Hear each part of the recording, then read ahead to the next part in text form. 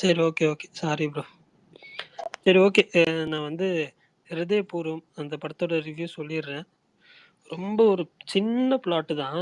அதை ஃபர்ஸ்ட் ஒரு 5 to 10 மினிட்ஸ்லேயே வந்து சொல்லிடுவாங்க. அதுக்கப்புறம் வந்துட்டு கதையா பெருசா எதுவும் கிடையாது. பட் ஆனால் வந்து அது ஒரு மாதிரி என்ன சொல்ல, அந்த காமெடிஸ்லாம் வச்சு ஃபில் பண்ணதுனால நமக்கு வந்து ரசிக்கிற மாதிரி இருந்துச்சு.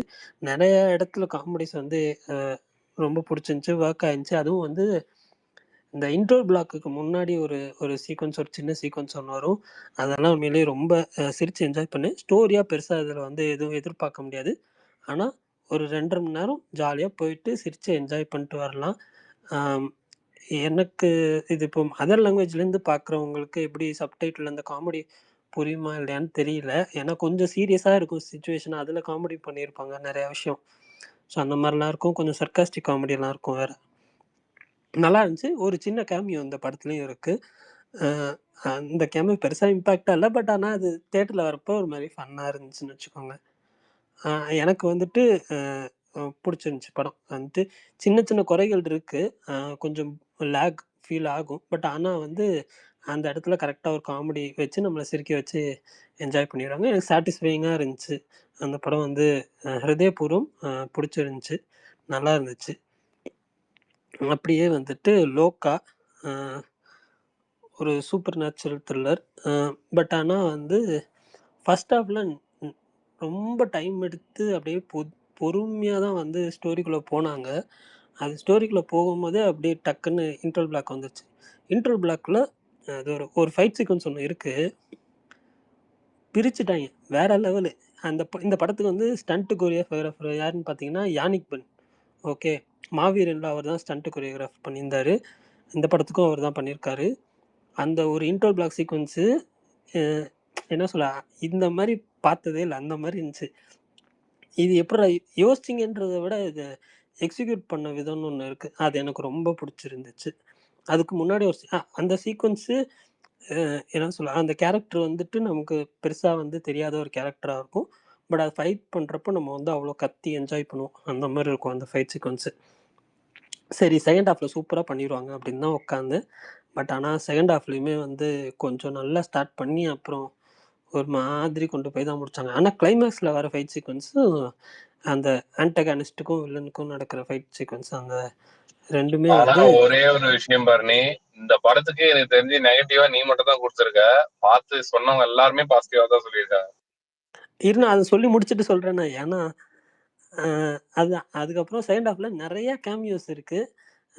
லாஸ்ட் எண்டு கிரெடிட்ஸில் ஒரு கேமியோ இருக்குது. அதுக்கு முன்னாடி ஒரு ஒரு கேரக்டர் வந்து எக்ஸ்டெண்டடு, அதுவுமே வந்துட்டு அன்எக்ஸ்பெக்டடாக இருந்துச்சு. யாரோ மம்மூட்டின்லாம் சொன்னாங்க, மம்மூட்டியெல்லாம் படத்தில் வரல. மற்ற 2 கேமியோஸ் இருந்துச்சு, சூப்பராக இருந்துச்சு. End credits, post end credits. But 2 3 bro நிறையா இருக்குது ப்ரோ, நிறையா இருக்குது, நிறைய கேமியோஸ் இருக்குது. நிறைய கேரக்டர் நான் வந்து இப்போ இந்த கேரக்டர்லாம் இந்த படத்தில் வரும்னு நான் எதிர்பார்க்காத நிறைய கேரக்டர்ஸ் இருக்குது, 2 3 கேரக்டர்ஸ்.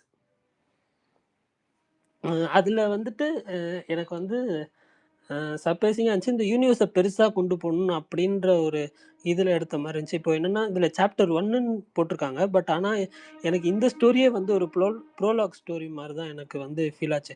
ப்ரோலாகை தான் வந்து 2 மணி நேரம் எடுத்து வச்சிருக்கிற மாதிரி எனக்கு பர்சனலாக ஃபீல் ஆச்சு. ஸ்டோரியாக கொஞ்சம் அண்டர்வெல்மிங்காக தான் இருந்துச்சு. ரைட்டிங் கொஞ்சம் பெட்டராக இருந்திருக்கலாம்னு தோணுச்சு. எனக்கு கொஞ்சம் சுமார் படம் தான் இந்த படம்.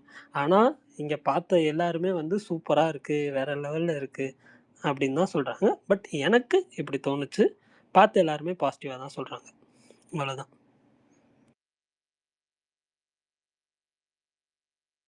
விஷால் ப்ரோ ஸ்பீக்கர் கேட்டுட்டே இருக்காரு ப்ரோ. ஆக்சுவலாக நான் கோஹோஸ்ட் வந்தால் வந்து என்ன லிஸ்னரில் தள்ளிடுதுன்றதுனால நான் கோஹோஸ்ட் வரல. அவ்வளோதான். நான் இந்த பேசி முடிச்சுட்டு பிரகாஷ் ப்ரோ ரிட்டர்ன் வந்துட்டாருன்னா நான் கிளம்பிடுவேன். இல்லை பரணி, நான் 5 நிமிஷம் ஜாயின் பண்ணிக்குவேன். நீங்கள் அதுக்கு சுகுமார் ப்ரோ இருக்காரு. எனக்கு வந்து சுகுமார் ப்ரோ இது விஷால் ப்ரோட ரெக்வெஸ்ட் காமிச்சில நான் டிஎம் பண்ணி இன்வைட் பண்ணிக்கிறேன். ஓகே சுமார், நான் நீங்கள் எந்த படமும் பார்க்கலையா? நான் எந்த படமும் நானு இந்த 18 மைல்ஸ்ன்ற ஒரு இது மட்டும் பார்த்தேன். சரி, அதை பத்தி அப்ப பேசுவோம். படமா வந்து இந்த வாரம் எதுவும் பெருசா வரல. அடுத்த வாரம் தான் எங்களுக்கு தெரிஞ்சு இங்க தமிழ்ல சொல்றேன், மலையாளத்துல இருக்கு, அதுவும் தொட்ட லோகாவும். சொட்டன்னு இதுன்னு ஒரு தமிழ் அட படம் போப்பா, வருதுண்ணா. லோகாவும் வந்துட்டு தமிழ்ல வந்துட்டு நாளைக்கு தான் ரிலீஸ் ஆகுதான். அதனால சரி. எனக்கு வந்துட்டு அது பார்க்கணும்னு ஆசை. பட் ஆனா அது தமிழ்ல தான் பார்ப்பேன் அப்படின்னு ஒரு மைண்ட் செட்ல இருக்கேன். அப்ப நாளைக்கு பாருங்க. அதுதான் இன்னைக்கு எதுவும் பாருங்க இல்லைங்க. வணக்கம் வந்துட்டியாப்பா விஷால்? வணக்கம்.